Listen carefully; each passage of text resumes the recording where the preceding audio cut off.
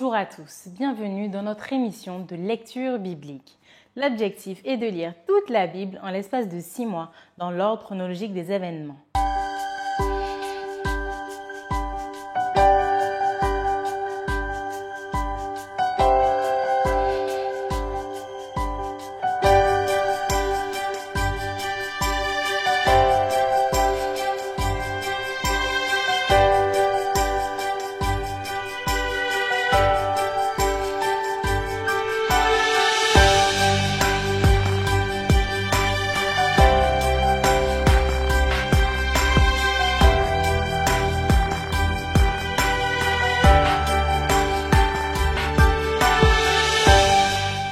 Cette émission vous est proposée par l'Église adventiste du 7e jour d'Évry. Si vous voulez suivre ce plan, vous pouvez cliquer sur le lien dans la description.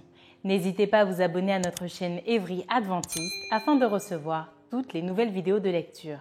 Restez jusqu'à la fin car nous vous proposerons une méditation concernant le texte du jour. Si vous avez des questions, n'hésitez pas à les mettre en commentaire. Aujourd'hui, nous lirons le livre de 2 Samuel au chapitre 10. Ensuite, nous poursuivrons par le livre d'1 Chronique au chapitre 19 et nous terminerons par les psaumes 20, 65 à 67, 69 et 70. 2 Samuel chapitre 10. Après cela, le roi des fils d'Amon mourut et Hanoun, son fils, régna à sa place. David dit : Je montrerai de la bienveillance à Hanoun, fils de Nachash, comme son père en a montré à mon égard. Et David envoya ses serviteurs pour le consoler au sujet de son père.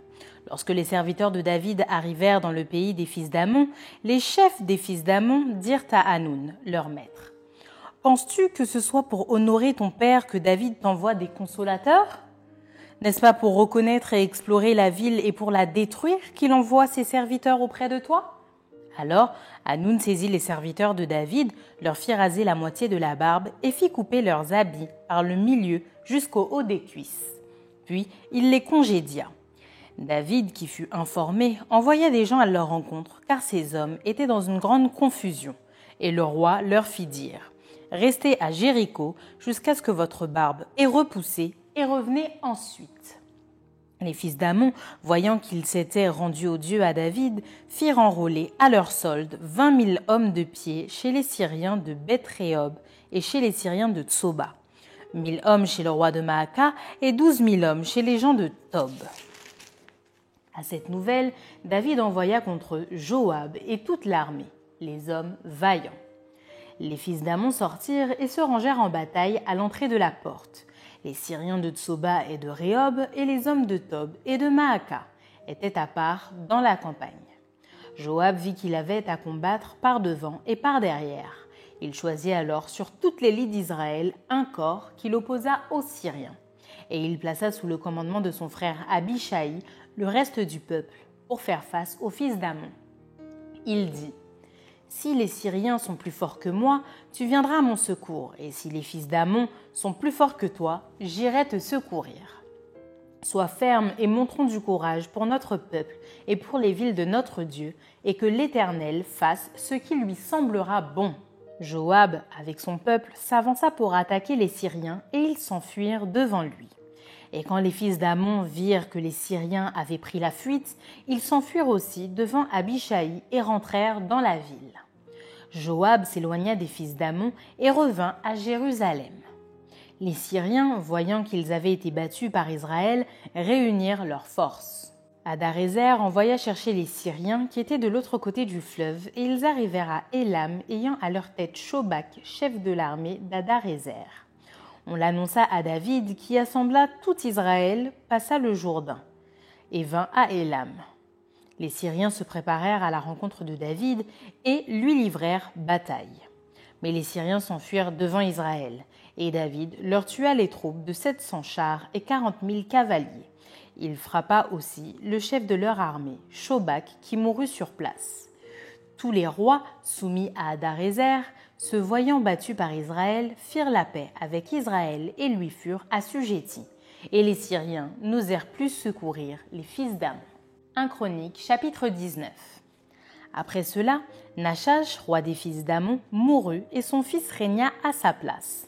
David dit : Je montrerai de la bienveillance à Hanoun, fils de Nachash, car son père en a montré à mon égard. » Et David envoya des messagers pour le consoler au sujet de son père.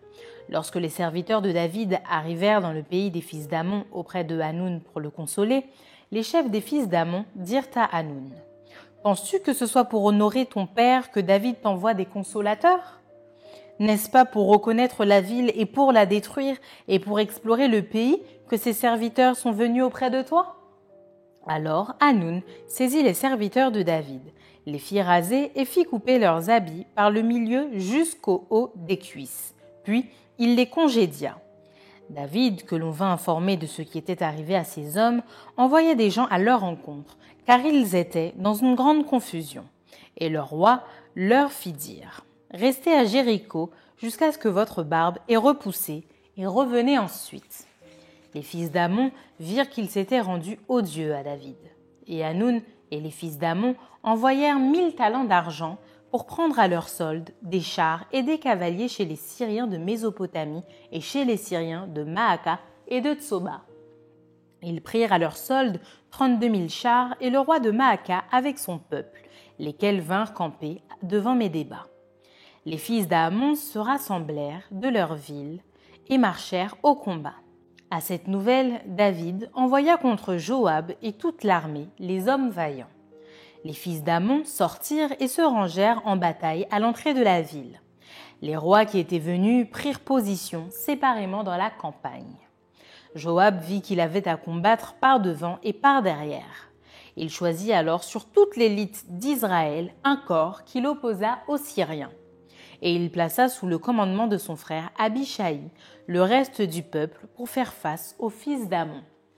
Il dit : « Si les Syriens sont plus forts que moi, tu viendras à mon secours, et si les fils d'Ammon sont plus forts que toi, j'irai à ton secours.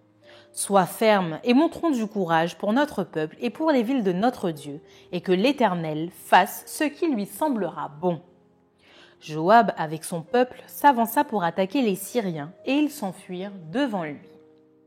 Et quand les fils d'Ammon virent que les Syriens avaient pris la fuite, ils s'enfuirent aussi devant Abishai, frère de Joab, et rentrèrent dans la ville. Et Joab revint à Jérusalem. Les Syriens, voyant qu'ils avaient été battus par Israël, envoyèrent chercher les Syriens qui étaient de l'autre côté du fleuve. Et Shophak, chef de l'armée d'Hadarézer, était à leur tête. On l'annonça à David, qui assembla tout Israël, passa le Jourdain, marcha contre eux et se prépara à les attaquer. David se rangea en bataille contre les Syriens. Mais les Syriens, après s'être battus avec lui, s'enfuirent devant Israël. David leur tua les troupes de 7000 chars et 40 000 hommes de pied, et il fit mourir Shophak, chef de l'armée. Les serviteurs d'Hadarézer, se voyant battus par Israël, firent la paix avec David et lui furent assujettis. Et les Syriens ne voulurent plus secourir les fils d'Ammon. Psaume 20. Au chef des chantres, psaume de David. Que l'Éternel t'exauce au jour de la détresse, que le nom du Dieu de Jacob te protège, que du sanctuaire il t'envoie du secours, que de Sion il te soutienne, qu'il se souvienne de toutes tes offrandes et qu'il agrée tes holocaustes, qu'il te donne ce que ton cœur désire et qu'il accomplisse tous tes desseins. Nous nous réjouirons de ton salut, nous lèverons l'étendard au nom de notre Dieu. L'Éternel exaucera tous tes vœux. Je sais déjà que l'Éternel sauve son oint. Il l'exaucera des cieux, de sa sainte demeure, par le secours puissant de sa droite. Ceux-ci s'appuient sur leurs chars, ceux-là sur leurs chevaux. Nous invoquons le nom de l'Éternel, notre Dieu. Eux, ils plient et ils tombent. Nous nous tenons fermes et restons debout. Éternel, sauve le roi, qu'il nous exauce quand nous l'invoquons. Amen. Psaume 65. Au chef des chantres, psaume de David, cantique. Avec confiance, ô Dieu, on te louera dans Sion et l'on accomplira les vœux qu'on t'a faits. Ô toi qui écoutes la prière, tous les hommes viendront à toi. Les iniquités m'accablent, tu pardonneras nos transgressions. Heureux celui que tu choisis et que tu admets en ta présence pour qu'il habite dans tes parvis. Nous nous rassasierons du bonheur de ta maison, de la sainteté de ton temple. Dans ta bonté, tu nous exauces par des prodiges, Dieu de notre salut. espoir de toutes les extrémités lointaines de la terre et de la mer. Il a fermi les montagnes par sa force, il est saint de puissance. Il apaise le mugissement des mers, le mugissement de leurs flots et le tumulte des peuples. Ceux qui habitent aux extrémités du monde s'effraient de tes prodiges. Tu remplis d'allégresse l'Orient et l'Occident. Tu visites la terre et tu lui donnes l'abondance. Tu la combles de richesses, le ruisseau de Dieu est plein d'eau. Tu prépares le blé quand tu la fertilises ainsi.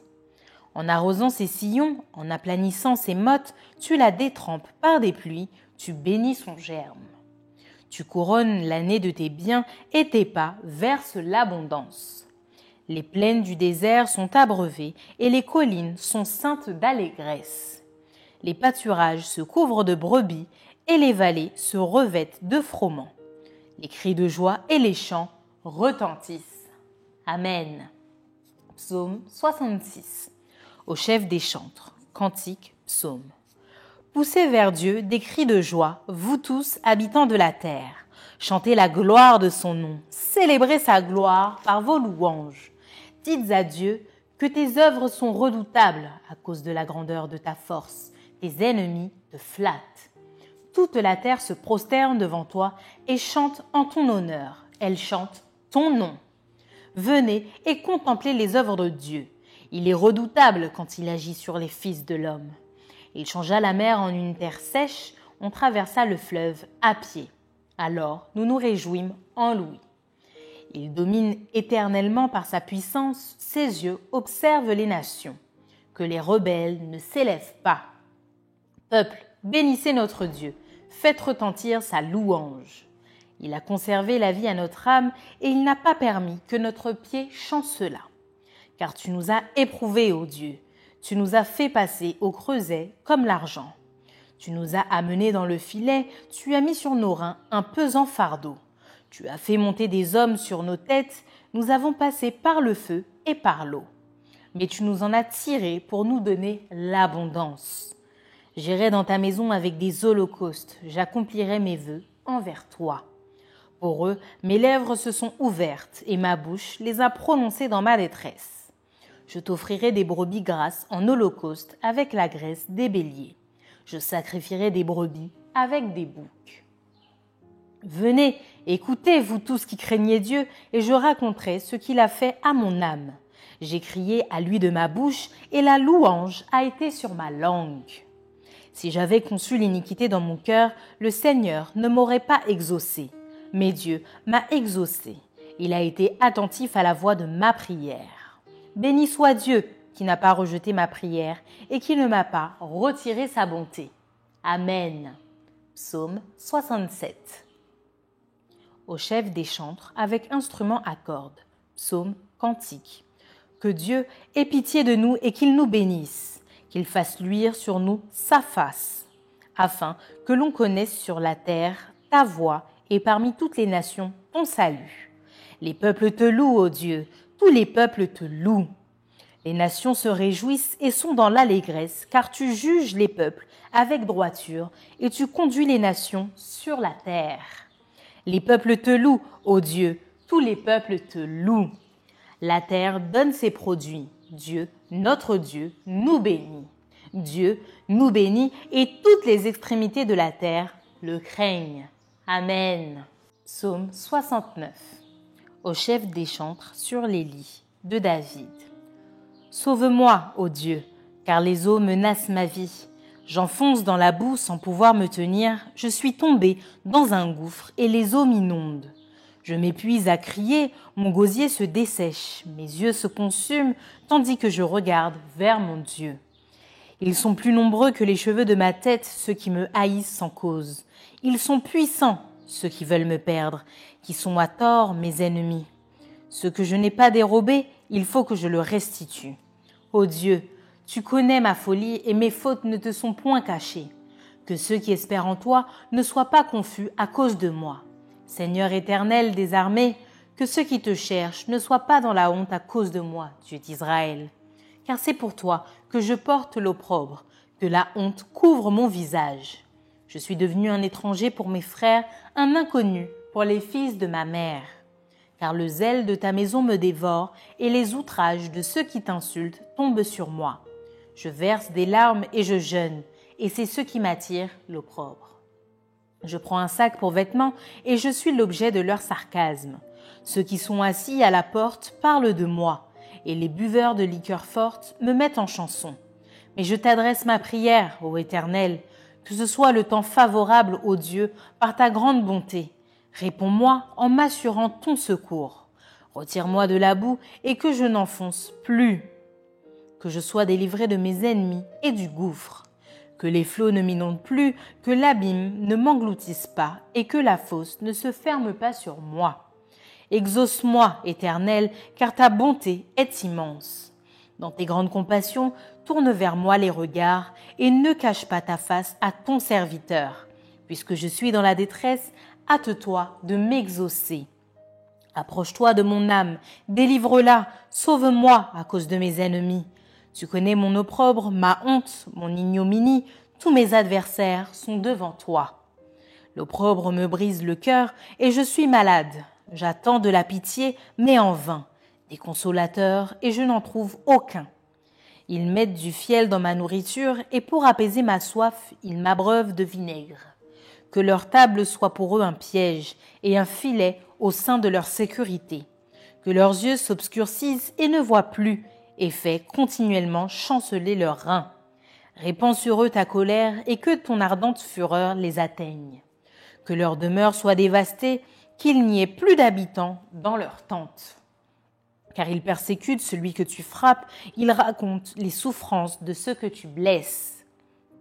Ajoute des iniquités à leurs iniquités et qu'ils n'aient point part à ta miséricorde. Qu'ils soient effacés du livre de vie et qu'ils ne soient point inscrits avec les justes. Moi, je suis malheureux et souffrant. Ô Dieu, que ton secours me relève. Je célébrerai le nom de Dieu par des cantiques, je l'exalterai par des louanges. Cela est agréable à l'Éternel plus qu'un taureau avec des cornes et des sabots. Les malheureux le voient et se réjouissent. Vous qui cherchez Dieu, que votre cœur vive. Car l'Éternel écoute les pauvres et il ne méprise point ses captifs. Que les cieux et la terre le célèbrent, les mers et tout ce qui s'y meut. Car Dieu sauvera Sion et bâtira les villes de Juda. On s'y établira et l'on en prendra possession. La postérité de ses serviteurs en fera son héritage et ceux qui aiment son nom y auront leur demeure. Amen. Psaume 70. Au chef des chantres de David pour souvenir. Ô Dieu, hâte-toi de me délivrer. Éternel, hâte-toi de me secourir. Qu'ils soient honteux et confus ceux qui en veulent à ma vie. Qu'ils reculent et rougissent ceux qui désirent ma perte. Qu'ils retournent en arrière par l'effet de leur honte, ceux qui disent « Ha, ha !» Que tous ceux qui te cherchent soient dans l'allégresse et se réjouissent en toi. Que ceux qui aiment ton salut disent sans cesse « Exalté soit Dieu !» Moi, je suis pauvre et indigent. Ô Dieu, hâte-toi en ma faveur. Tu es mon aide et mon libérateur. Éternel, ne tarde pas. Amen. Maintenant, place à la méditation.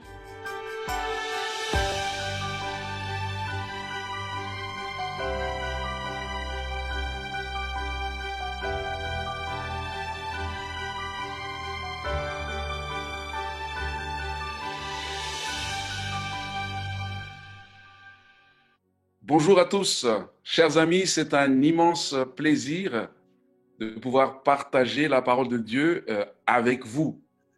Nous tirerons des leçons de l'histoire de David que nous trouvons dans 2 Samuel au chapitre 10, dans 1 Chronique 19 aussi, et aussi des textes parallèles dans Psaume 20 et Psaume 65.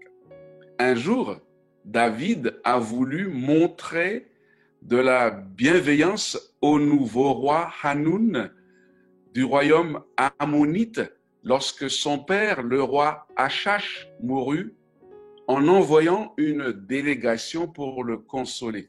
Mais le roi Hanoun avait de mauvais conseillers. Ces derniers lui ont dit, 2 Samuel 10, verset 3, « Penses-tu que ce soit pour honorer ton père que David t'envoie des consolateurs ? n'est-ce pas, pour reconnaître et explorer la ville et pour la détruire, qu'il envoie ses serviteurs auprès de toi. Aussitôt dit, aussitôt fait. Alors Hanoun saisit les serviteurs de David qui sont arrivés auprès de lui, leur fit raser la moitié de la barbe et fit couper leurs habits par le milieu jusqu'au haut des cuisses, puis il les congédia. 2 Samuel 10, verset 4. David fut vraiment désolé car Hanoum, en écoutant ses conseillers, avait adopté cette attitude qu'on appelle aujourd'hui un procès d'intention. Et comme vous le savez, un procès d'intention nuit aux relations et détruit la confiance réciproque. Mais Hanoun, lorsqu'il a réalisé qu'il s'était rendu odieux envers David, au lieu d'essayer de calmer les choses, s'est préparé à la guerre. Il a fait appel à des mercenaires syriens au nombre de 20 000, d'autres mercenaires de chez le roi de Maca, 12 000 autres mercenaires de chez les gens de Tob. Bref, il était dans une logique de guerre totale contre David, le roi d'Israël. Voici ce qui est écrit dans 2 Samuel 10, 7. À cette nouvelle, David envoya contre eux Joab et toute l'armée, les hommes vaillants. Joab était un général d'armée redoutable. David était bien entendu désolé de l'attitude de Hanoun, mais comme il a voulu la guerre, il l'aura. La Bible parle ici de toute l'armée d'Israël, les hommes vaillants, en quelque sorte une troupe d'élite. Hanoun, de son côté, a adopté une stratégie en pensant encercler la ville et en utilisant les mercenaires à la sortie de la ville. Mais Joab était tellement habitué à la guerre qu'avec l'aide de son frère Abishai, vaillant commandant de guerre, lui aussi, ils mirent en déroute cette coalition d'armées étrangères. En un rien de temps, les Syriens prirent la fuite devant l'armée de Joab, le général de David. Et en voyant cette débandade, les Ammonites prirent aussi la fuite. Un peu plus tard, les Syriens ont voulu réagir devant la défaite des mercenaires en réunissant son armée, en réorganisant son armée. Mais David a compris et il assembla tout Israël, passa le Jourdain et vint à Élam. La bataille fut féroce. Les Syriens s'enfuirent à nouveau devant Israël et David leur tua les troupes de 700 chars et 40 000 cavaliers. Il frappa aussi le chef de leur armée, Shobak, qui mourut sur place. Conclusion de la bataille, voici ce qui est écrit dans 2 Samuel 10, verset 19. Tous les rois soumis à Adarézer, se voyant battus par Israël, firent la paix avec Israël et lui furent assujettis. Et les Syriens n'osèrent plus secourir les fils d'Ammon. Chers amis, quelle leçon tirer de cette histoire? En premier lieu, il est important de s'entourer de conseillers qui sont sages. Les conseils donnés peuvent conduire à la victoire ou au désastre qui peuvent nuire non seulement à nous-mêmes, mais à un grand nombre de victimes qu'on appelle des victimes collatérales. Nous voyons également ce conseil précieux. Ceux-ci s'appuient sur leurs chars, ceux-là sur leurs chevaux. Nous invoquons le nom de l'Éternel, notre Dieu. Eux, ils plient et ils tombent. Nous tenons ferme et restons debout. Nous voulons conclure par cette promesse merveilleuse contenue dans le psaume 65, versets 5 et 6. Heureux celui que tu as choisi et que tu admets en ta présence, pour qu'il habite dans tes parvis. Nous nous rassasierons du bonheur de ta maison, de la sainteté de ton temple. Dans ta bonté, tu nous exauces par tes prodiges, Dieu de notre salut, espoir de toutes les extrémités lointaines de la terre et de la mer. Ceux qui se confient en l'Éternel ne seront jamais confus. Il les délivre de sa main puissante. Oui, chers amis, nous devons nous appuyer toujours sur l'Éternel, notre Dieu, et ne pas compter sur une grande armée, sur des possibilités, des capacités, car c'est l'Éternel qui nous donne la victoire. C'est lui qui nous donne le succès en toutes choses. Et encore une fois, il nous faut nous confier en lui. Et je le redis encore, nous devons nous entourer de bons conseillers. Et je vous le dis en terminant, le meilleur conseil, c'est la parole de Dieu. C'est dans sa parole que Dieu nous prodigue des conseils judicieux en toutes circonstances pour nous assurer la victoire et le succès et surtout la satisfaction et le bonheur d'être en communion avec notre Père Céleste. Que Dieu vous bénisse. Amen. Merci d'avoir partagé cette lecture avec nous. Je vous donne rendez-vous demain, si Dieu veut, pour un nouvel épisode.